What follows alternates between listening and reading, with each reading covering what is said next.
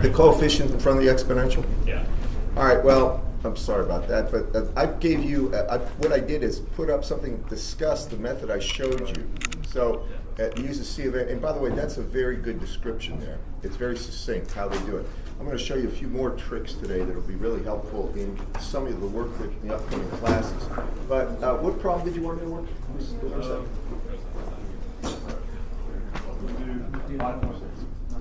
Just tell me what it is. What does a waveform look like? Starts at the y-axis of A, Right. going horizontally. It has a decline. Let's do it this way. Make it slow. This is versus time, right? Right. Give me the demarcations. Is it 1, 2, 3, or what is it? It starts at -6. Skip the period. -6, go ahead. Sure. Then you have a negative slope until it's negative. So it starts at A and with negative slope. Is it this one? Yeah, that one. This one. Like, All right. I'm going to start at, it's 0. Is it 0 at -6? Tell me. Like 0 at 4 in the It's slope period. 0. At -6? yes. And then at -5, it slopes down 1. It goes down 1? To negative Negative A. Yes. All right. That's fine.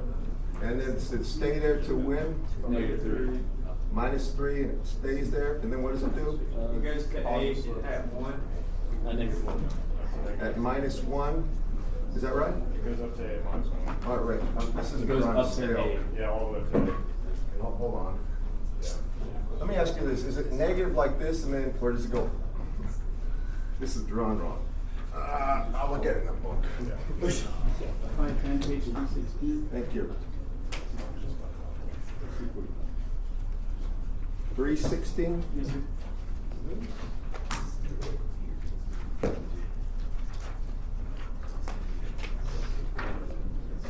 316. Sorry, that's the wrong with that. 245. 245. Yeah, 245, sorry. 245. Yeah. Yeah, 245. And which problem is it? Back then. 510.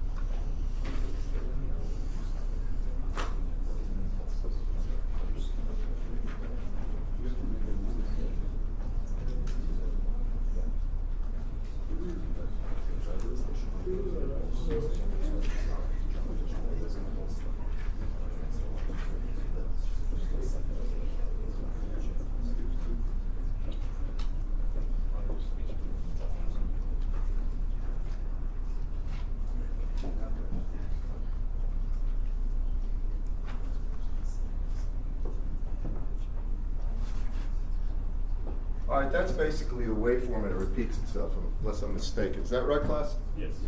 All right, now, what I'm going to do is say this waveform, well, I'll just call it x of t. X of t here is represented by a series where n goes from -infinity to infinity of c of n e to the j n omega naught t. If the book uses x of n there, adapt. All right, it's a constant, right? Now, I know that series is true for this, and I could get the value of Cn by doing integrations, correct, class? But I don't like integrations. So I'm going to take a derivative of this with respect to time. Is everybody with me? If I take a derivative with that with respect to time, please watch this. Make sure you see it. First, you all agree that's an even function? Yes. I'll say more about this in a bit. But I'll start, when I take the derivative, I'm going to start right here. And if you look at this at -6, what happens here? It's got a slope that goes from 0 to A, right? In the negative direction over a width of 1. Correct, class? 1 second, I assume? So that would be -A over 1, right? The slope would be down here, would just be, go down to -A. And by the way, this is a continuous line, isn't it, class? Right. So really, what I should say is this.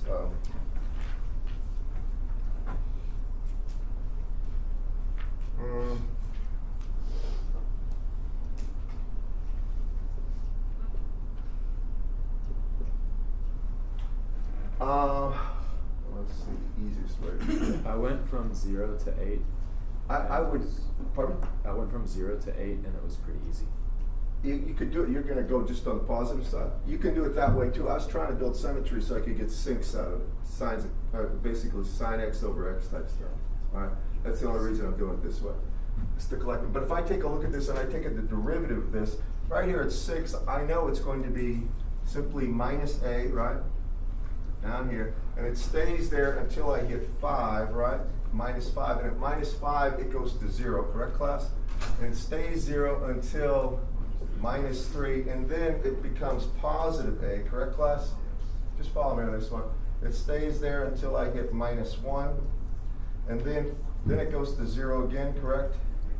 And then at 1, it goes down negative, right? So it goes down to negative a, stays there until I hit 3, right?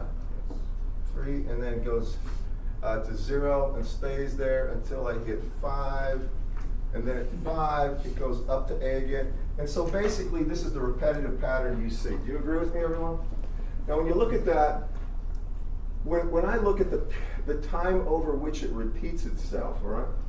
I'm looking at something, well, you could see that from here to here, it's repetitive, is it not, class? Can you break it down any further? Not easily, right? It's so really the period on that is 12, isn't it, class? Do you agree with me? Take a look at this. Does everybody see what I'm doing here? Remember, a period is the time over which it completely repeats itself. If I start right here,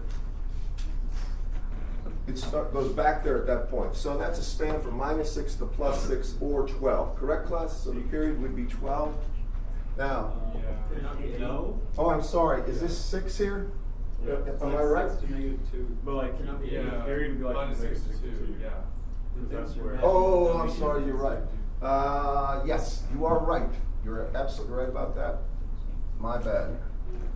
That would be the period here, so it's minus 6 to 2, or it's going to be a period cap T of 8. My bad on that one.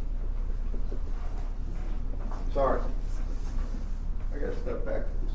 All right, now, if you all agree with the derivative method I'm showing you? Yes. That's one derivative, but I still don't have what I need. I need impulses, so I take another derivative. Agree? After I take the second derivative, work with me on this. This is one of those. So now,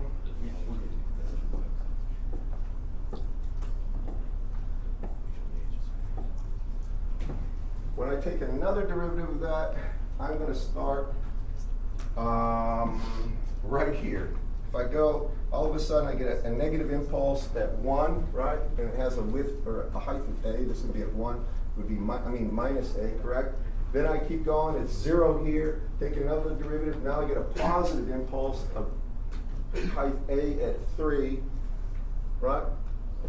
That would be at 3, 2, 4, 5.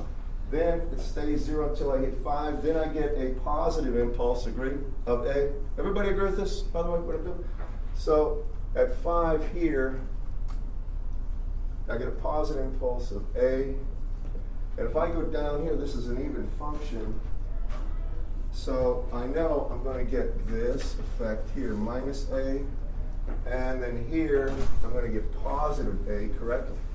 And then down here, that would be minus 1, minus 2, minus 3, minus 4, minus 5.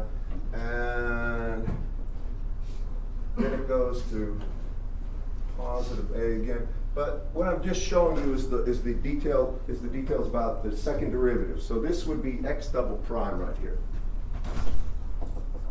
Are you with me, class? Sorry for the messy. It's messy, but how many see this right here? You got it? Now we know this is represented by a series. So x double prime of t is represented by a Fourier series. N equals minus infinity to infinity of Cn double prime e to the jn omega naught t, correct, class? And we can get that Cn double prime by taking 1 over t, the integral, and you've got to go over a period. Well, the period is 8. So if I go from minus 4 to plus 4, I don't have any impulses I start at or stop at, correct? And the period is 8. So I'm going to go from minus 4 the plus 4, and now I'll put in what this is represented by. At minus 4, there's nothing, but at minus 3, I have they're all height A or weight A, but at minus 3, I have an impulse, so I have delta of t plus 3. Then I have a negative impulse at 1, so I'm going to have minus delta of t plus 1, if you want to write it out mathematically. And then I have another one, minus delta of t minus 1. And then I have a positive, so I'm going to have to come down here, plus delta of t minus 3. And that's the span. That's everything that happens with this double prime between minus 4 and 4. And I have to multiply this by e to the minus j n omega naught t dt. Now the only thing this represents, all these delta functions, is what is expressed in that little graph. Do you follow me? How many see this right here? You don't have to write these delta functions down. You have to understand what it means when we do the next step, the integration. Do you follow me? One thing I'll caution you on, make sure you have that period 1 over t out in front, and you put down what the period's value is. Everybody good with that? So what is this c of n double prime going to be on this one? Well, it's 1 over 8, right? Right? That's the period. And a, is a specified or not? Is it just a? What? 20. 20? All right, so then you put the 20 in here. And then when you start integrating this, you just look at where the delta function turns on. This one turns on at t equals minus 3, correct? So I substitute in minus 3 for the t there, and I get e to the j n, and it would be omega naught times 3. And then it's going to be minus e to the j n omega naught times 1. I'm just going through the motions here. Minus e to the j n, or minus j n omega naught times 1. And then it's going to be plus e to the minus j n omega naught times 3. And that would be Cn double prime, and that's the correct answer. Do y'all follow me in this? I'm going to do 2 more things. I need to get C of n. So what do I do with this value to get the actual value of C of n that would go here, class? Squared, because I took 2 derivatives. Right, so I take this, and I divide it by j n omega naught squared. And I'm going to leave it like that for now, but I'm going to make note of something.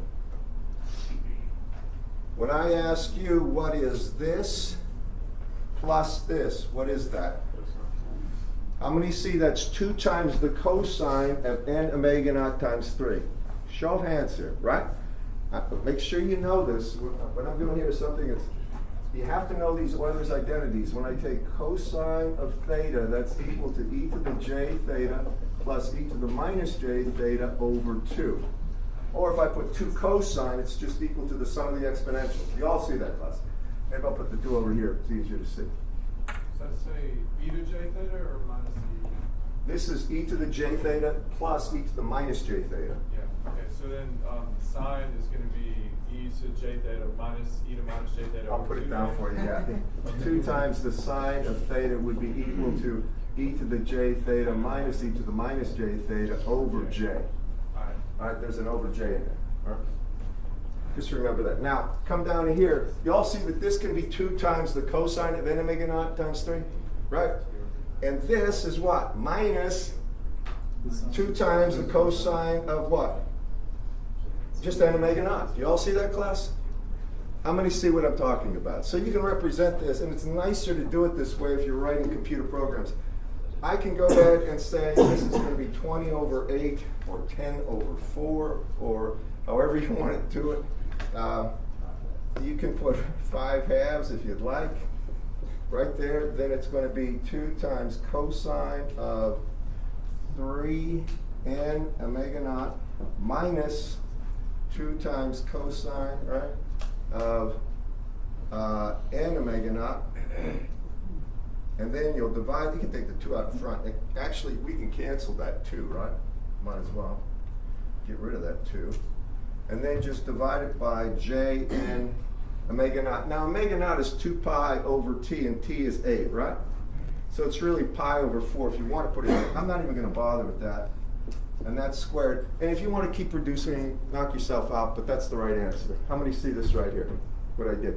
And I don't know how the book does it, I have a bad feeling they did it wrong, but go ahead. For the quiz, so we had one like that, would you want us to reduce it down to cosine and sine? Not necessarily, no. But I have to see something like this, and here's the real test, the acid test. I may ask you to evaluate that for n equals 1. And all right, and that means now it's easier to put it in terms of cosines. All right? Something like that. Omega naught is what? 2 pi over t. So it's 2 pi over 8, or pi over 4, right? Pi over 4 is 45 degrees, is it not, class? Right? And you know the cosine of what? 45 degrees is 1 over square root of 2, right? It's something like that, but I may not. Wait, does omega not have a value? Yes, it's 2 pi. It's really 2 pi Okay, f naught. okay. F naught is 1 over t, right? It's 2 pi over t, correct? Okay, I thought that- Let me put that up there. Omega naught is equal to 2 pi f naught. It's also equal to 2 pi over t, because 1 over t is f naught, and t is the period. How many are familiar with t being designated the period in most time domain or periodic time domain events? It's usually t. Now, in radar, you're going to see it called the pulse repetition interval, PRI, and they may have other designations that are appropriate for the type, or for the way it's used, but t works as good as any. Yes, sir. Why again was A20? Because it was stated in the book. I wasn't, okay. That's it. I mean, I'm just saying that the book chooses these values, yeah. Can you do that first derivative one more time? Well, when you take a derivative of anything, what are you doing? The slope of the line, right? Right? Slope is the rise, the rate of change in height versus space. Well, here, there's no slope, right? So it's 0, isn't it? So it goes to 0 right here. Here, it goes from what? Minus a to plus a over 2, or it goes 2a up over 2 or a, isn't it? So it's got a height here of a. That's supposed to be a. All right? And this should be minus a. I don't know if you can see that, but there's a minus a there. Do you understand that? It's just the slope of the line, right? And when you take a slope of something that's going from 0, from some value instantly to another value, that's an impulse function. And the only thing you have to do is weigh the impulse function by the distance it moved from like 0 to a or a to 0 or whatever. Understand? Make sure you get the negative and positive right. Any questions about that, class? All right. Just another, like, it's another problem, but I don't want to do the whole thing. Which is it? Just one derivative of it. Yeah. Go ahead. So it's just triangles. You can start at the y-axis and go from 0 to 4. I know, but that's the question. Let me just tell you this. If you've got triangles, are they symmetric triangles like this? Yeah, or so the do they go only up and down? question I have is when you do the derivative and it comes to a peak like this. All right, and- let me do this way. Yeah. All right, let me just discuss this, because this is a legit question. First, if you had this as a function, where this is going to be a, call this 1, this minus 1. Just this alone, and you take a derivative of this function. If this is x of t, then x prime of t, the derivative with respect to time, here is the slope. Now from here to here, the slope is a constant, right? The slope goes up a over a distance of 1, or the slope is just a. Follow me? Now, from here to here, the slope is minus a, is it not? So that means instantly you go down here and it becomes minus a. All right? Follow me on this, everybody? Give me a show of hands if you see this understanding. These are good questions because most people make dumb mistakes by doing something like this. For whatever reason, they just take a guess at it. Don't do that. Use your logical mind and reason through it. Slope of the line. That's negative. It goes instantly from there to there. By the same token, if you had something like this, where that's 0 and this is t and this is minus a, now with this one, what happens when you look at the slope? If this is my x of t. Well, now it comes what? It starts negative, right? Minus a, correct, class? And then here, at the transitional point, it goes to plus a. That's it.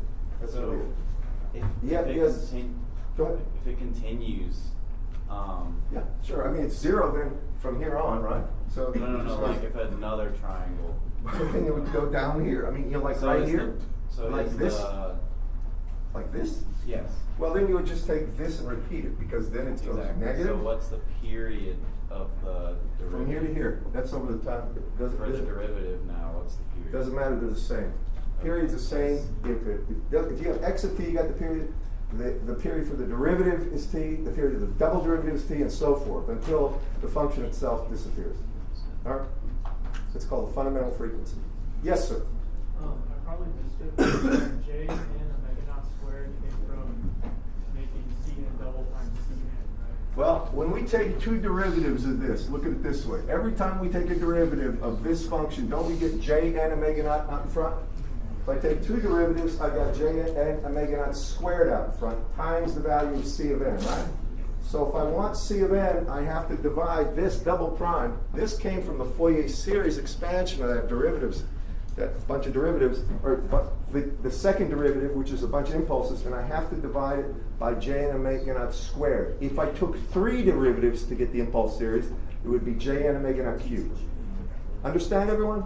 This is real important. By the way, this is extremely useful because it circumvents the need to do integration by parts, especially, and some of the really nasty ones. All right? And it'll get you right to where you need to go in most types of periodic waveforms very quickly, so you can do, on-the-fly analysis. Yes? One of the homework problems asked about single-sided waves. Yeah, and we're getting there. That's great lead-in. Now I'm about to show you. Yes. Yes, great. With those, when you get the infinities on the derivatives, They're not. The slope is infinite, so you get a delta function, right? so is that why you specify it with A? Because Now, A is this. Let me put it to you this way. When I take a look at u of t, right? U of t looks like this, doesn't it? If this is t, it just goes to 1, right? Now, what if it was a u of t? Wouldn't it go to a, right? Now, what if I take a derivative of that? What do I get? A derivative of a u of t would be what? Delta function, but it has a weight of a in front of it, because that a is the height. Remember, if I integrate the delta function, I get 1, right? If I integrate a delta function with a, I get a. That's the reason the a is there. Was there another question? All right. Thanks for the lead-in. I'm not paying them either, but I should be. Yes, now we're going to talk about how you get the single-sided, which is so very important in all your analysis techniques. Single-sided series is really just going to be a cosine series that is summed not from minus infinity, but from 0 to infinity. So it's half the length, you could say, or half the number of terms. Better way to put it. Now I'll show you this. This is important. It's good too. But this is really valuable. I look at the stuff I teach, and then I know what other professors teach, and this is really important in a lot of the analysis techniques that you learn. You'll especially thank me when you get into communications for some of the stuff I'm showing you. Now, follow me on this. I had x of t. I'll tell you what. This is something I think I posted. I'm going to go through this. You don't have to write this down if you don't want to. Just pay attention, because this is so valuable.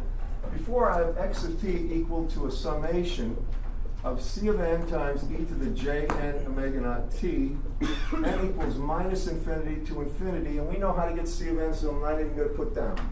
Now I'm going to take that series, and I'm going to take it and break it down into 3 parts.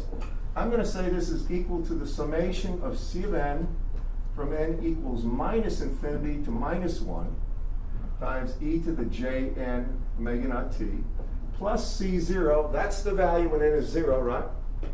Right? It's just the average value of the function plus the sum n equals 1 to infinity of c of n e to the j n omega naught t. Everybody follow me on that, what I've done. And that should make perfect sense. How many see what I've done? I've decomposed it into 3 portions of a sum, right? Now, something to take note of. When I have c of n, it's equal to 1 over t, the integral of x of t times e to the minus j n omega naught t. We can go from any period over any period. I'm going to go from 0 to t dt. That's the definition of c of n. You'll notice c of n in general is complex. That means c of n can be rendered as a magnitude of c of n, e to the j, the angle of c of n. That's the polar form that you're used to seeing in circuits. 10 volts at an angle of 30 degrees, right? This is the exponential form. It's 10 volts, e to the j 30 degrees. They're the same thing, right? And one's polar, one's called exponential. They have the same information. Now, if I look at this by itself, what is C of minus n equal to? Well, C of minus n would be identical to this, except instead of having a plus there, it would be a minus. Does everybody see that, class? Show of hands here. And what that entails is something called the conjugate, complex conjugate. So C of minus n is actual C of n conjugated. Now, here's something interesting. If I look at C of n here, C of n can be written as the magnitude of C of n e to the j angle of C of n, right? That's the polar form. And if I take the conjugate of that, or C of minus n would be C of n conjugated, well, what happens when you have conjugates of anything? The magnitude's the same, but what happens to the angle? It reverses the sign. That's exactly right. And now this becomes magnitude of C of n e to the minus j angle of C of n. Just write that down. So now I know that C of minus n, same magnitude of C of n, opposite angle. Now I come to this and I say, now what I'm going to do is replace that C of n with the magnitude, right? But I'm going to do something else too. I want you to watch this. I'm going to say this right here can be written as the summation from n equals 1 to infinity. And now I'm going to take that minus sign and stick it in there. And it can be C of minus n times e to the minus j n omega naught t plus, well actually, I did this a little wrong. I should say this portion, this right here. From minus infinity to 1 can be written from 1 to infinity, but now I put the minus sign right there. Follow me, class? Everybody see what I'm doing? Fall back. You okay with that? Right? All right, now that plus C0, now I put plus summation from n equal 1 to infinity, and this is just going to be C of n, e to the j n omega naught t. Do you all see what I've done so far? Right? I've simply got rid of that negative summation portion and replaced that by the conjugate or the negative value C of n. Now I'm going to put in the magnitude and angle business next.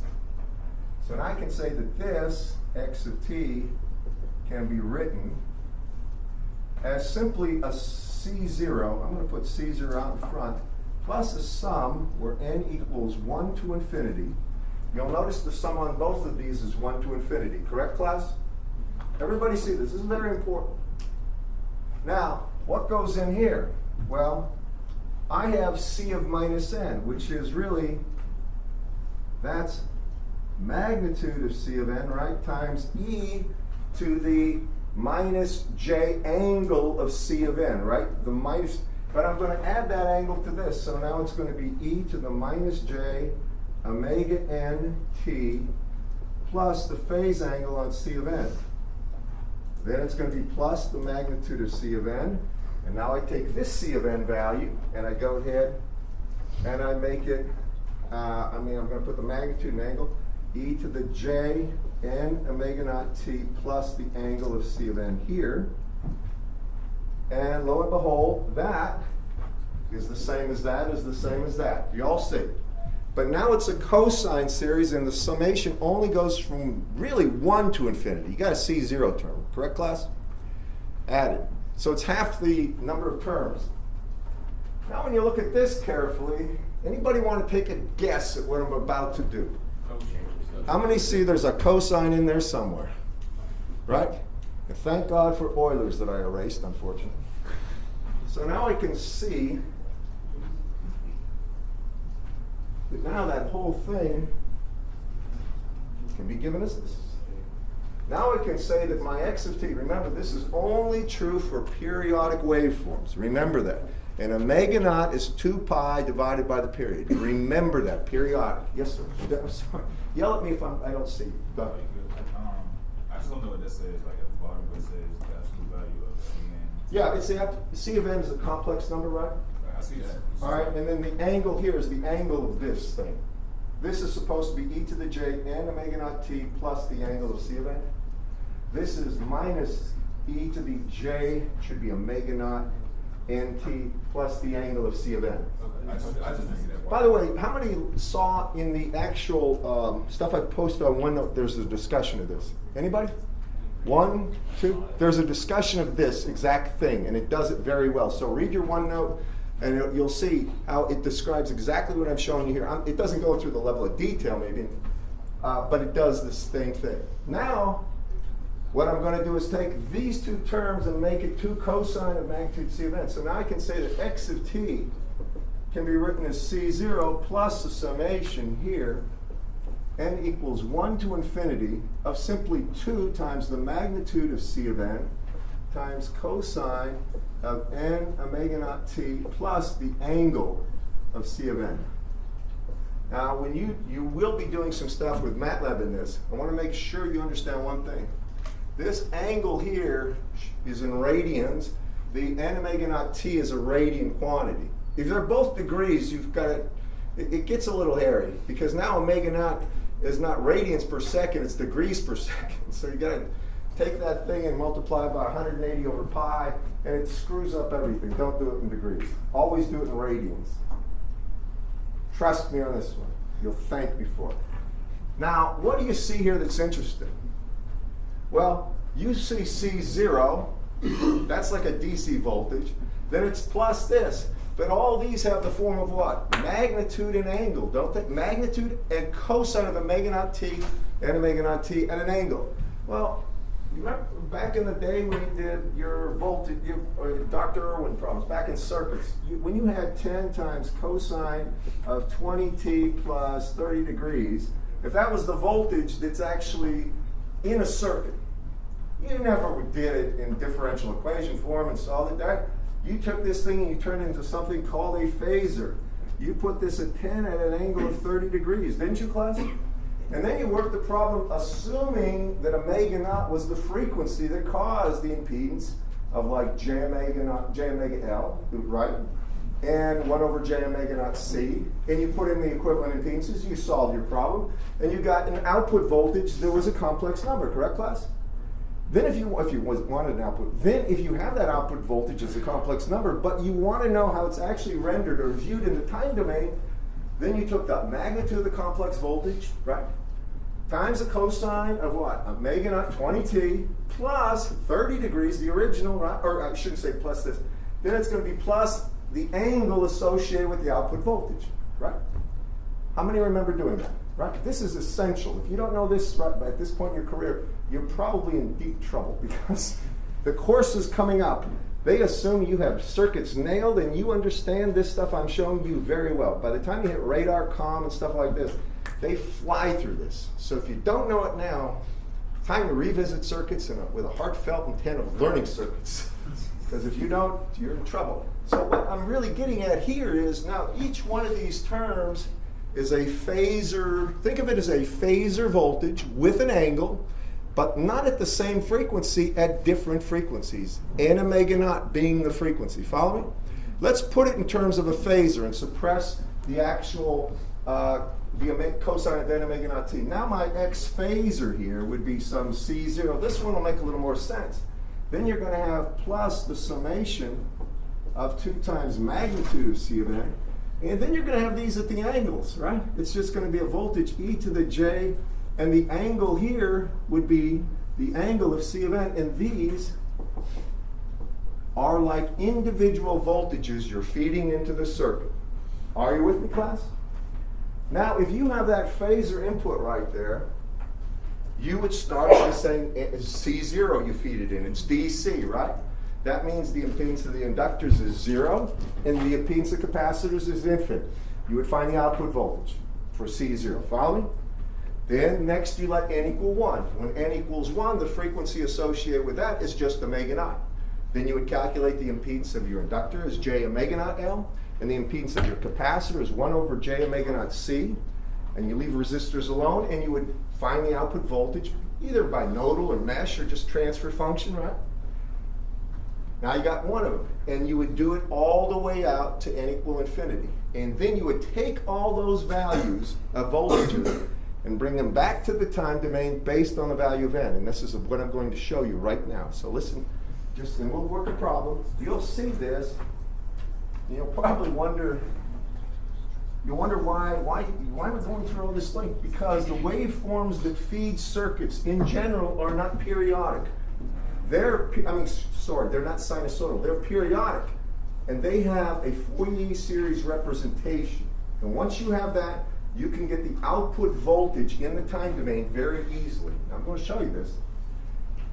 So now, I just put it at that point. If I have a circuit here, just follow me.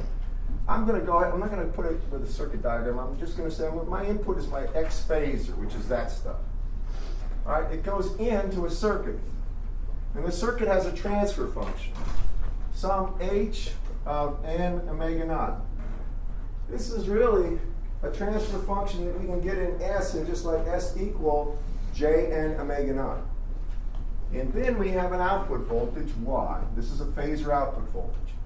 Now that phasor output voltage would be equal to C0 times H0. So it's the transfer function evaluated at the 0th frequency. Then it's going to be plus the summation from n equals 1 to infinity of 2 times magnitude of C of n, that's the magnitude of the incoming voltage, times the magnitude of the transfer function at the frequency n omega naught, and then it's at an angle e to the j, quantity angle of C of n plus angle of h of n omega naught. Now, each one of these is a complex number that represents the value of the voltage at each index of n, or at each frequency, n omega naught. It represents an omega naught, 2 omega naught, and so forth. Understand? Now, to pull this back into the time domain, write this down. The book does not spend much time on this, but I hope does everybody appreciate how I'm doing this? I'm taking an individual, frequency component, sticking it into the circuit, getting the output voltage for that individual frequency, right? Then I'm doing it for the next frequency, increment n. And the next, all the way out to infinity. And now I've got to assemble the actual output in time. So here's how you do that. Now my y of t becomes C0 times H0. That's nice. That's the DC value of the output. Plus, now write this down, the summation n equals 1 to infinity of 2 times magnitude of C of n, magnitude of h of n omega naught, right? And then it's going to be times the cosine of n omega naught t plus the phase angle of C of n plus the phase angle of h of n omega naught. And that's the output voltage that's observable in the time domain. Now, you're looking at this, and you're probably wondering yourself, that seems a lot to remember. All right? Where you're going to really learn this is when you do a little bit of programming for me, all right, using MATLAB. Because that's where it becomes real. Don't shake your head like, oh, I hate MATLAB. Learn to embrace MATLAB. It is a savior, trust me. You don't want to do this in base, you don't want to do it in C or C++ or what other languages? Java, I don't know, Python. Do you guys go in Python? All right, well, doesn't matter. MATLAB is better than all of them in terms of the ease with which you can get to the answer. Trust me on this one. They got toolboxes that do darn near anything. I'm not kidding either. I'm amazed how much stuff they have. It's expensive, but it's the best. So now, how about an example, right? Hey, what's that? You have angle n plus what's the last term? Angle of the transfer function, h, right? H is normally a function of s or of omega, right? But now it's not omega, it's n omega naught because it's discrete frequencies, right? All right, now the fun begins. I'm just about out of time here because you got a quiz. I'm going to give you some stuff for Monday. Trust me on this one. I'm going to give you some homework, and I may collect it. Don't look at me like that. I've been real good to you people. I haven't collected it, but this might be for extra credit. How's that? All right? And if you don't do it, you flunk. That way. I want everybody to appreciate this stuff. I'll give you a base code. I'm not going to ask you to spend 5 hours begging for help from your friends. All right, everything off your desk. Do me a favor.